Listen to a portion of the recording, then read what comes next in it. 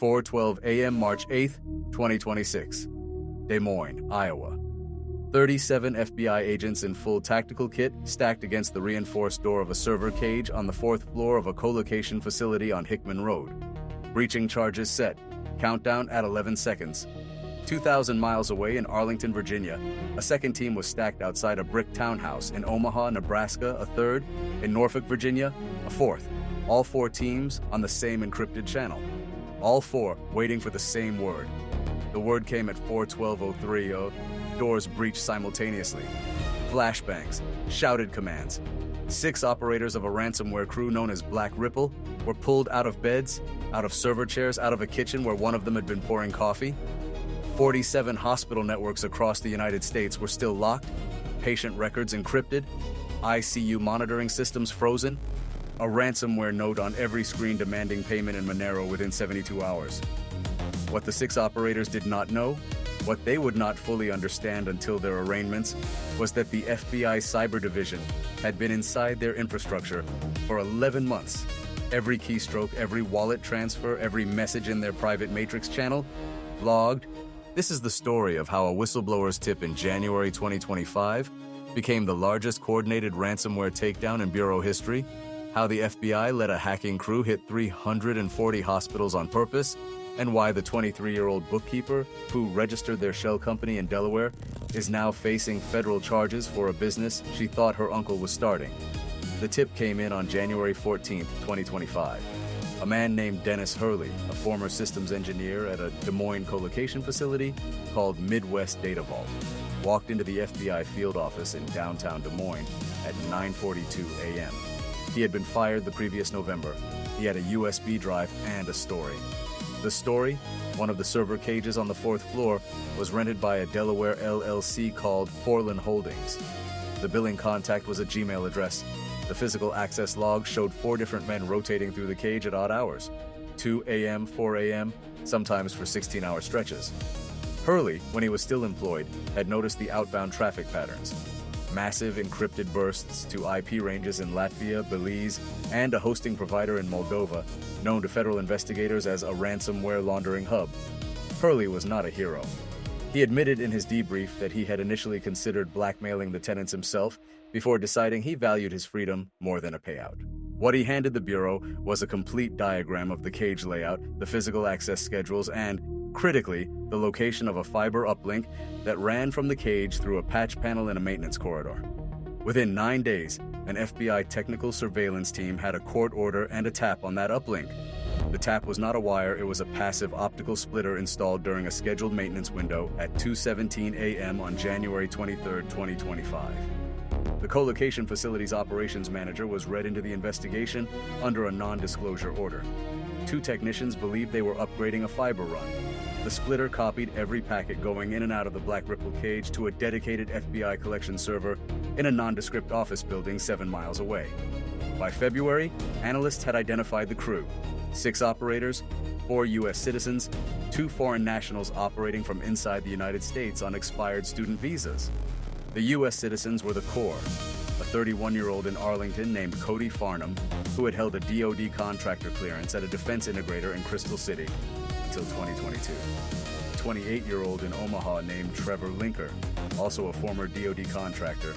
Clearance expired 2023. A 34-year-old in Norfolk named Bryce Whelan, who had never held a clearance but had spent 6 years as a network engineer at a regional bank. And the technical lead, a 29-year-old in Des Moines itself, named Ashton Rell. Rell rented an apartment 4 minutes drive from the server cage. He went in physically 3 to 4 times a week. The Bureau watched, it did not move. I spent weeks going through the redacted surveillance logs released at the first superseding indictment, and one detail kept nagging me. The FBI had enough to arrest the 4 U.S. citizens by early March 2025. Conspiracy, computer fraud, wire fraud. The charges were stackable, the evidence was clean. They could have taken the crew down before a single hospital was hit. They didn't, and the reason is in the operational memorandum filed under seal in the Southern District of Iowa. The memorandum, portions of which became public at sentencing, laid out the Bureau's calculation. BlackRipple was not a 6-person problem. BlackRipple was a node. It rented infrastructure from an affiliate program operated out of Eastern Europe. It sold access to initial access brokers in at least 3 other countries. It had relationships with money launderers in Dubai and a cryptocurrency mixing service routed through a shell exchange in the Seychelles. If the FBI arrested the 6 operators in March 2025, the affiliate program would rotate infrastructure within 48 hours. The launderers would vanish, the wallets would be drained through mixers, and the trail would go cold. But if the FBI stayed inside, if it watched BlackRipple expand, it could map the entire network. Every wallet, every affiliate, every bank account that touched the cryptocurrency on its way to cash. The cost of that decision was written in hospital beds. Through spring and summer of 2025, BlackRipple hit healthcare targets across the Midwest and South. Community hospitals, regional clinic networks, a children's medical center in Tennessee. Ransom demands range from $400,000 for rural facilities to $4.7 million for a 200-bed hospital in Georgia. Some paid. Most rebuilt from backups, losing days of patient records. The FBI watched every attack in real time. Analysts knew the target list before the emails went out. They knew the ransom amounts before the victims did. What they were building was a financial map. The cryptocurrency angle looks like it should have killed the investigation. Monero is designed, at a technical level, to be untraceable. BlackRipple switched all collections to Monero in April 2025 specifically because they believed it could not be followed. They were wrong. Monero wasn't the problem. BlackRipple was sloppy at the edges. Monero coming in had to become dollars going out, and dollars going out meant exchanges. Exchanges meant KYC. KYC meant a driver's license. By September 2025, FBI financial analysts had traced $67 million in cryptocurrency movement. 17 wallets were tied to driver's licenses, or in Iowa, Nebraska, and Virginia, belonging directly to the 6 operators or to relatives whose identities had been used. One wallet was registered to Cody Farnham's sister, another to Ashton Rell's mother in Cedar Rapids, a third to an address in Norfolk that matched Bryce Whelan's ex-girlfriend's apartment, rented in her name. That was the first break. The second came from the shell company. Forland Holdings, LLC, had been registered through a Delaware formation agent on August 14, 2024. The listed manager was a 23-year-old woman named Kira Dulane, a part-time bookkeeper living in Wilmington. She had no prior business record. She had no connection to cybersecurity, infrastructure, or hosting. She had, when agents finally interviewed her in February 2026, no idea what a server cage was. What she had was an uncle, a man she knew as her mother's older brother, who had told her in the summer of 2024 that he was starting a software consulting business and needed a family member to handle paperwork because of a past bankruptcy that was complicating his own filings. He offered her $300 a month to be the listed manager. She signed the forms. She opened a business checking account. She deposited the rent checks that came in from the co-location facility and forwarded the money to an account he controlled. Her uncle was not her uncle. He was Cody Farnham's cousin.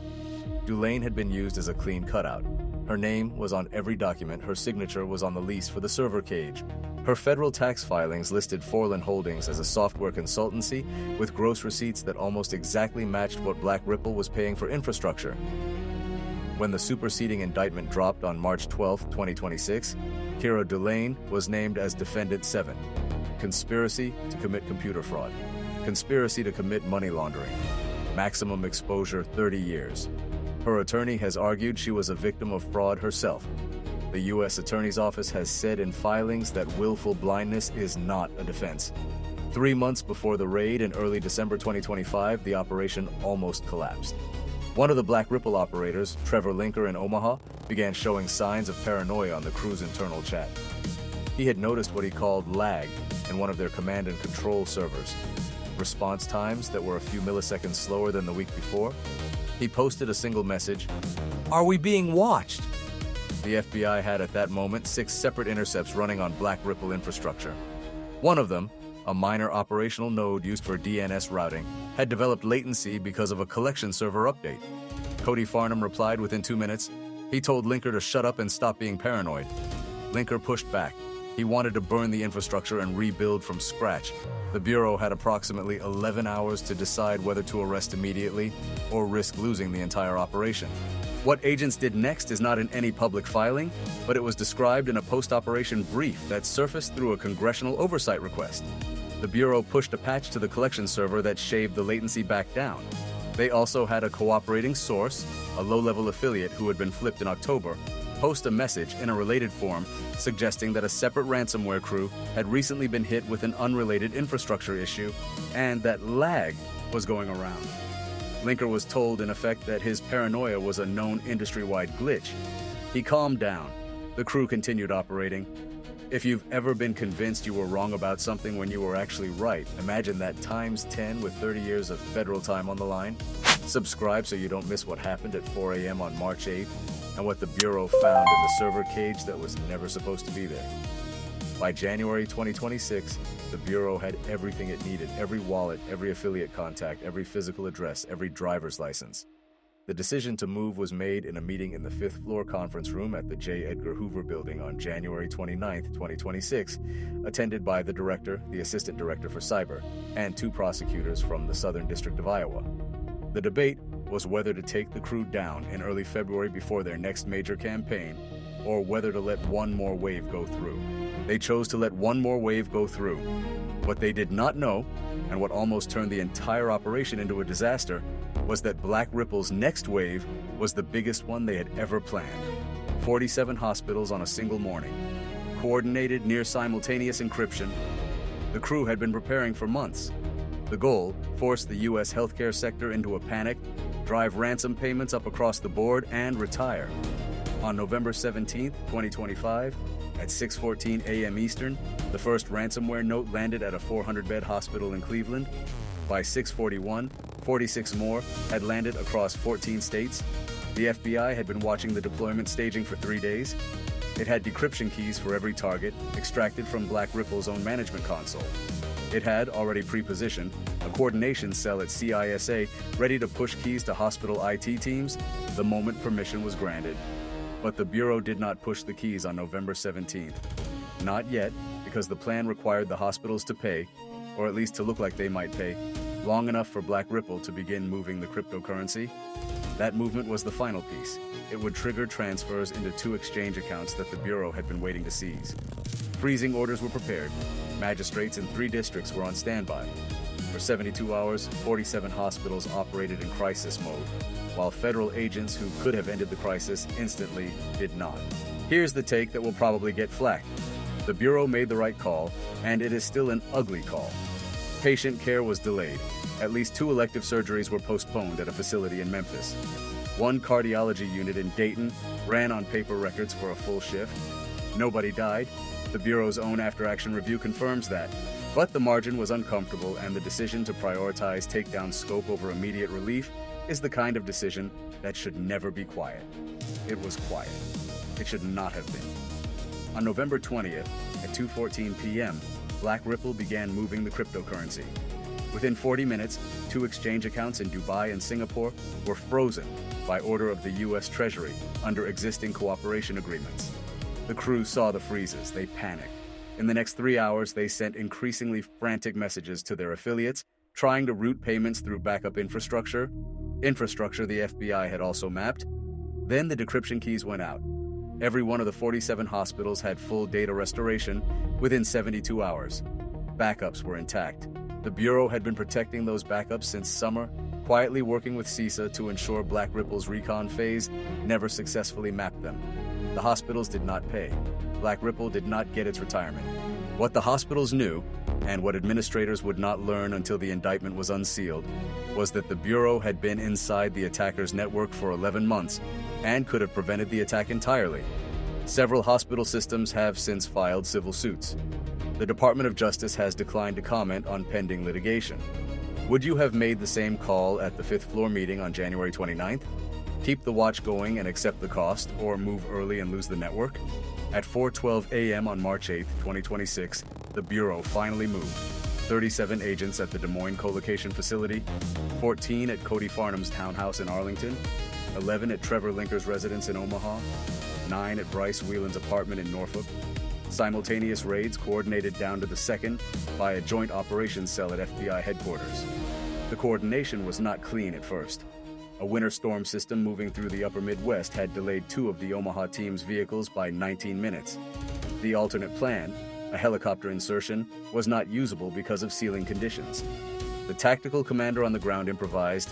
He pulled 4 agents from a perimeter position on a neighboring block and had them stack on the target door 15 seconds before the national countdown. Those 15 seconds were the margin between a clean arrest and Linker reaching his laptop. Linker was pulled out of his desk chair at 4:12:07. His laptop was open. A chat window was open. He had typed 3 characters, Y, and not yet hit enter. At the Des Moines cage, agents found Ashton Rell asleep on a cot in the corner. He had been running a data exfiltration job overnight and had stayed to monitor it. He did not resist, he did not speak. According to agents on scene, he closed his eyes and put his hands behind his back before he was told to. What the Bureau found in the cage was not only infrastructure.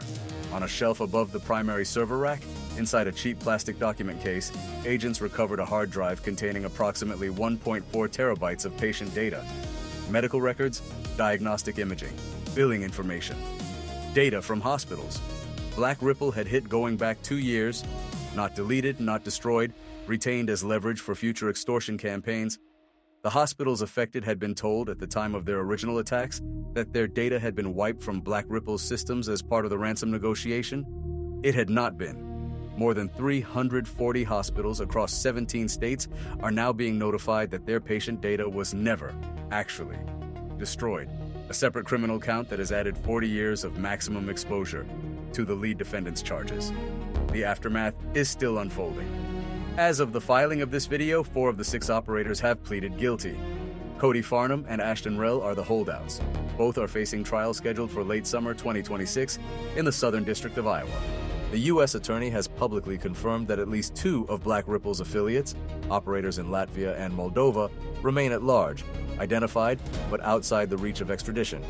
Approximately $41 million of the $67 million in traced cryptocurrency has been recovered. The remaining $26 million moved through mixers or exchanges that have declined to cooperate. It is, in the polite language of the forfeiture filings, not presently recoverable. Kira Delane, the 23-year-old bookkeeper, is scheduled for a plea hearing in May 2026. Her attorney has signaled a cooperation agreement is in discussion. Her uncle, the cousin of Cody Farnham, is listed in the indictment as an unindicted co-conspirator. He has not been located since December 2025. Dennis Hurley, the whistleblower, received the statutory reward for his tip. He has declined all interview requests.